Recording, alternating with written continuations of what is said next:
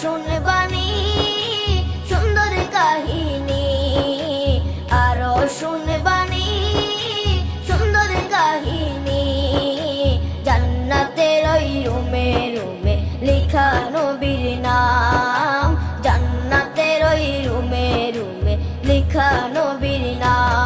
নবী রহমতে আলম নূরে মুজাসসম, রহমতে আলম নূরে মুজাসসম। সাহাবীরা আতর বানায় ওই নবীজির ঘাম, সাহাবীরা আতর বানায় ওই নবীজির ঘাম।